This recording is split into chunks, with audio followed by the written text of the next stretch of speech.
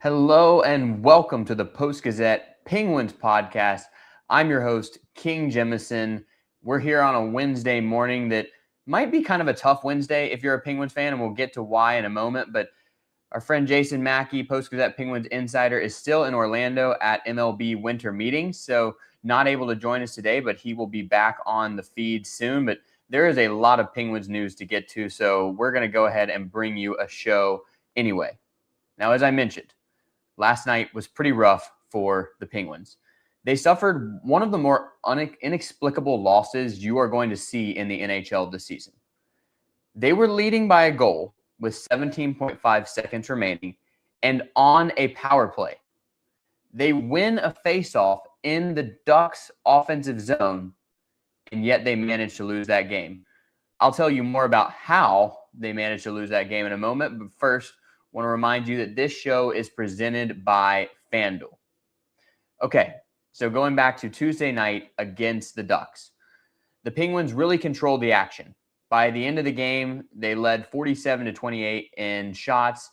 If you look at the advanced stats in terms of offensive zone possession time, in terms of high danger chances, they were even more dominant than that. This was a game that looked like the Penguins were kind of going to continue to prove themselves against a contender. I mean, the Ducks are leading the Pacific Division. They beat the Penguins back in October in Anaheim, and kind of a heartbreaker as well. This would be a little bit of revenge and another stamp of approval that this Penguins team is approaching playoff caliber. They would be in the playoff field at the start of the day. But they weren't able to ever create separation on the scoreboard. You know, they take a 1-0 lead after the first period. It felt like it should have been more than that. They had doubled up the Ducks in shots. You know, they were generating chance after chance, in particular the kid line of Rucker McGroarty, Ben Kindle, and Ville Koivunen was absolutely dominating play every time they were out there. It was very exciting to see. And then the second period, the Ducks kind of stole back the momentum. The Penguins still outshot them, but the Ducks were able to get 2 goals past Arturs Silovs. Yes, Silovs started the game over Tristan Jarry. Jarry had started 3 games in a row before that, the longest stretch of any Penguins goaltender. But Penguins coach Dan Muse goes back to Silovs for Tuesday's game, and he was good overall, but does give up a couple in the second period. Tommy Novak able to tie the game at 2, and it felt like in the third period, Tommy Novak's goal came with about 18 seconds left in the second period. It felt like they took the momentum from there into the third period, and the Penguins were absolutely dominating play again. They just couldn't get a goal past Ville Husso, the goalie for the Ducks, who made 44 saves on the night. That'll generally do. But now the Penguins were finally able to create some separation. They were finally able to get what looked like the decisive goal. With 3:55 remaining, Anthony Mantha scores on the power play. The Penguins were unsuccessful on their first 3 power plays, but finally they get one through. Looked like Mantha was actually trying to pass to Brian Rust anyways. And so Penguins fans probably breathed a sigh of relief. I started writing my game story. I'm like, okay, the story of this game is the Penguins dominated play. They weren't able to dominate the scoreboard, but they did enough to win in regulation. Not so fast. So after the Ducks take a penalty with 18 seconds left, the Penguins win a faceoff in the offensive zone. That would be Sidney Crosby. And I believe the puck goes to Erik Karlsson, and he's just kind of trying to run out the clock. So he fires it off the boards to Tommy Novak. Novak can't catch up to it, and the Ducks take control. Well, they were shorthanded at this point. And facing a faceoff in their zone, they weren't able to pull their goaltender. But now they were. They were able to pull Husso off the ice, and suddenly it was even strength in terms of skaters, despite the Penguins being on a power play. And they just completely bungled the sequence. There's no other way to put it. It was an absolute abomination of late-game defense, and a lot of it was unlucky as well. But if you're watching this show, you've probably seen the play already. Beckett Seneca has the puck driving towards the left side of the net, but he never really gets control. Kris Letang and Brian Rust are both trying to poke it away from him. Neither can, but neither makes a particularly strong play to stop him either. In particular, Letang not able to cut off his progress, seemed like he was kind of going after the puck and not stopping Seneca's body. and the puck squirts free. Seneca looked like he got something on it with the shot, and suddenly it is headed towards the goal line and Silovs, and that is when the worst possible thing happens. Erik Karlsson slips. And when he slips, somehow the puck hits his hand. At first, when I saw it, it looked like he had maybe like dived on the ice and was going to try to sweep the puck away. I don't think that's what happened. I think he just slipped. It's pretty clear he lost his edge. He fell, and the puck hit his hand and went past Silovs for a tying goal that went in with 0.1 seconds remaining.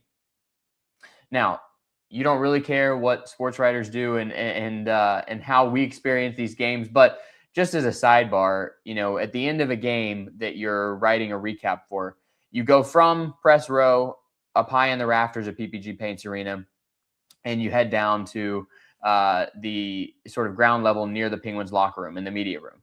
In the media room, you get the scoreboard feed, and the scoreboard feed is not exactly a complete look. So it was very hard to tell what had happened. And the buzzer had gone off, but was it the buzzer for the end of the game, or was it the buzzer for a goal? It was pretty clear the puck had scored, but did it get across in time? Turns out it had. Replay clearly showed it across with 0.1 seconds remaining. Somehow, some way, the Ducks had tied the game and sent it to overtime. If you're a Penguins fan, you already know how that overtime was going to go before it started. This team, after falling to Anaheim, is now 1-7 in overtimes, including 0-5 in shootouts. We're going to dive into shootouts a little bit later, but just to take another look at this sequence, the comment people had right away was, why were Erik Karlsson and Kris Letang, two very offensive-minded defensemen, on the ice in a situation where you're protecting a one-goal lead? Dan Muse defended the decision. He said that those are guys that would be out there in any situation, and he said the goal was to take possession and hold possession of the puck, and that just didn't happen. And frankly, it was a crazy play. It is hard to fault Karlsson or Letang too much because it was just one of those things that happens in hockey. It's a crazy puck, piece of rubber sliding on the ice. That's not exactly a predictable thing, but it did appear that those two offensive-minded defensemen misplayed a situation that you would probably hope to have more defensively-minded defensemen out there, where you don't need to score. You don't need to tack on an empty net goal. Not that they even had an empty net until after the Ducks took control of it. You just need to keep Anaheim from scoring, and you had 17.5 seconds left to do it, and you could not. It's obviously a massive failure any way you look at it, because this was an important game for the Penguins. They were coming off a shootout loss in Dallas on Sunday. They were beginning a 5-game homestand, the longest of their season, and they played really well. I'm going to look at some of the advanced stats right now. They had possession in the offensive zone for 10 minutes and 38 seconds of this game. That is 5 minutes more than Anaheim had. The Penguins had 35 high-danger scoring chances. The Ducks had 16. And again, Silovs gave you a pretty good game. He was credited with 26 saves, and he did make one save in the shootout. We'll get to that in a little bit. But he had a few odd man rushes and breakaways that he faced that he was able to turn away. And you were just absolutely dominating the puck. Erik Karlsson in particular had possession for over a minute by himself in this game, the most of any player in the offensive zone. There were quite a few excellent chances for the kid line, as I mentioned, that they just couldn't get in. And then even in the overtime, the Penguins had the best chance to end it in the 3-on-3 overtime as well. And it actually started as a 4-on-3 overtime because the rest of that Penguins power play carried over. About a minute 40 of it carried over into the overtime. They weren't able to score, but Connor Dewar had a great shot at not an empty net, but an open net that rattled off the post, somehow like traversed the goal line. I really can't describe it any other way than to say that it was like walking up the goal line and somehow didn't go across. So it was one of those games that the bounces absolutely did not go the Penguins' way, but there were things within their control. And one of those things within their control is put your best defenseman, in terms of your best defensive defenseman, on the ice in that situation at the end of the game. and also find a way not to give up a shorthanded goal with 0.1 seconds remaining. I think that would be a pretty easy ask for this team moving forward. Let's though get into how this game was actually decided. Again, it was a 4-3 shootout loss to Anaheim Tuesday in PPG Paints Arena. And it was actually, of course, decided there in the way that 5 games have now been decided for the Penguins. So we're going to talk about shootouts next. But first, a reminder that this show is presented by FanDuel. And if you go to FanDuel, you'll see that the Penguins are minus 118 favorites to beat the Canadiens tomorrow. That would be Thursday at PPG Paints Arena. So an opportunity to bounce back there. But they are still plus 230 to make the playoffs. So if you are a believer in this team, and I think there's plenty of reasons to be a believer, there's still a lot of value to be had, because right now, if the playoffs started today, even with last night's overtime loss, they would still be in the top wild card spot in the Eastern Conference. And they played fewer games than some of the teams with a similar number of points. The Penguins are 14-7-7.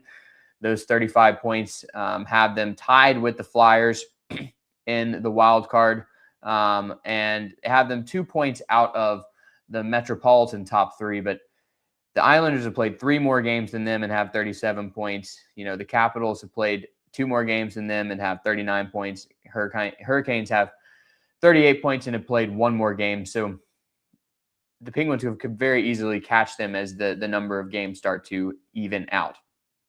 But now let's talk a little bit about the shootouts, because that was the other story of this game. The Penguins got to overtime for the 8th time this season. And for the 7th time this season, they only got that loser point.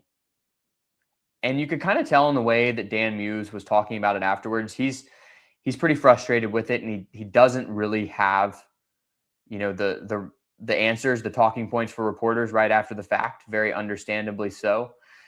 Because it's just confounding that a team with this level of offensive talent, and that's gotten the quality goaltending that it's gotten for the vast majority of this season, is struggling so much in these overtime and shootout periods. So I'm going to hopefully write about this coming up and really analyze who's been shooting and how have they been approaching shootouts. But just to run through, well, first let's talk about Tuesday's shootout. Okay, so Dewar unable to end it in overtime. Crosby had a good chance as well that didn't find the back of the net. So they go to the shootout. And Tommy Novak is first. He's stopped. And then Leo Karlsson comes right down for the Ducks. He makes a deke on Silovs. Silovs dives, and Karlsson flips it up and over. And with the way the Penguins have been completely incapable of scoring goals in shootouts, it kind of felt like it was over right there. Crosby is unable to answer. Husso makes a glove save on him. And then Silovs does make a stop on Troy Terry, who had scored a goal earlier in the game, but Ville Koivunen unable to continue the game when he is stopped as well, and the Penguins lose. So on the season, if you look at shootout attempts, Sidney Crosby and Brian Rust are the 2 players with 4 shootout shots this season. Crosby is 1 for 4, including 0 for his last 2 this week. He was not able to score on Sunday against Dallas or Tuesday against Anaheim. Brian Rust, also 1 for 4. He was in the shootout lineup on Sunday against Dallas, not in the shootout lineup Tuesday. Evgeni Malkin is the only player with a positive percentage in shootouts so far. He's 1 for 2. He was not available for yesterday's game. I'm kind of burying the lead there that he is week to week with an upper body injury that has kept him out since last Thursday against Tampa Bay. And it does not necessarily appear to be a super long-term injury, because they did list him as week to week, but he played, his last game was almost a week ago. So we'll see how quickly he's able to return to the lineup, but they definitely missed him throughout this game. The second line missed him as their center. The power play missed him as just an absolute machine in that unit so far this season. And they missed him in the shootout as well, but he is 1 for 2 this season. And Ville Koivunen is now 0 for 2. Kris Letang, who went out on Sunday against Dallas in the shootout, but not on Tuesday against Anaheim, he's 0 for 1. And Novak, after taking his first attempt on Tuesday, is also 0 for 1. So when you add it up, the numbers are not kind to the Penguins this season. The players who have made it, Crosby, Rust, and Malkin, they're still only 3 for 10. And then if you combine Koivunen, Letang, and Novak, they're 0 for 4 as well. So overall this season, the Penguins are 3 for 14 on shootouts. That's not going to get it done very often. The goaltending hasn't necessarily been great either. We know about the struggles that Arturs Silovs has had. Of those 5 shootout losses, and by the way, if I haven't said this already, the Penguins are 0-5 in shootouts. They have yet to pick up a win. But Arturs Silovs has been in net for 4 of those shootout losses. So far this season, his save percentage in shootouts is .200. He has saved 2 of the 10 shots that he has faced. Tristan Jarry had his first shootout on Sunday, and he stopped 2 out of 3 shots. That's right about the average. The average is something around a third of the time the skater is going to score. So if Tristan Jarry is able to stop 2 out of every 3, you're going to take that. Of course, it's an extremely small sample size. It's not such an extremely small sample size with Silovs, and good on him for playing pretty well yesterday and for making 1 save in the shootout. But saving 20% of shootout attempts is probably not a winning formula, even if sometimes it's been his stellar goaltending that has allowed the Penguins to get to overtime or shootout in the first place. So that's going to be absolutely something to monitor. That's 5 points that the Penguins have lost in shootouts this season. And if you include the overall overtime record, they're 1-7. They're going to be in a tight playoff race as long as they continue playing the way that they are, which is very well, mind you. Like, this is a team that is improving in 5-on-5. They're still an elite power play and penalty kill unit. They're doing everything right except closing games. They have also lost a number of third period leads recently. Of course, that includes Tuesday night. They led 3-2 with 3:55 remaining. They led 3-2 with 0.2 seconds remaining before the Seneca goal, or really a Karlsson own goal, went through. So what I wonder is, are these missed opportunities going to come back and haunt them? It feels like it is. It feels like you just simply can't have this many chances to pick up 2 points, and instead you walk away with 1, and that not cost you in the end. Maybe it cost you, you go from being, one of those 3 Metro spots, you instead fall to the wild card. Or maybe you fall out of the playoff picture entirely, and the main thing you look at the end of the season is something that you can kind of take for granted, that these overtime loser points, sometimes they feel like a win depending on how you played, and you would just expect that you're going to get something like 50% of overtimes to go your way, and the Penguins are not even close to that. So they hope that the law of averages is going to turn in their favor soon. If it doesn't, that playoff picture might not look so rosy for them moving forward. Speaking of moving forward, the Penguins continue their 5-game homestand Thursday against Montreal. Sidney Crosby, with an assist on that power play goal to Mantha, is now 5 points away from equaling Mario Lemieux's franchise scoring record. Looks like that scoring record could fall in the remaining 4 games of this homestand. So look out for that. It's going to be certainly some exciting games. 2 games over the weekend, both afternoon starts against San Jose and Utah. And then next Tuesday, Connor McDavid and the Edmonton Oilers come into town. So a lot of exciting action regardless of the history that's at stake. But with Crosby closing in on Mario, there's a whole nother added layer of drama to these games coming up. And we'll see if the Penguins end up in another shootout. We'll see if the Penguins can hold on to a third period lead for once. But that's going to do it for us at the Post-Gazette Penguins show on this Wednesday. I'm your host, King Jemison. Have a great rest of your day.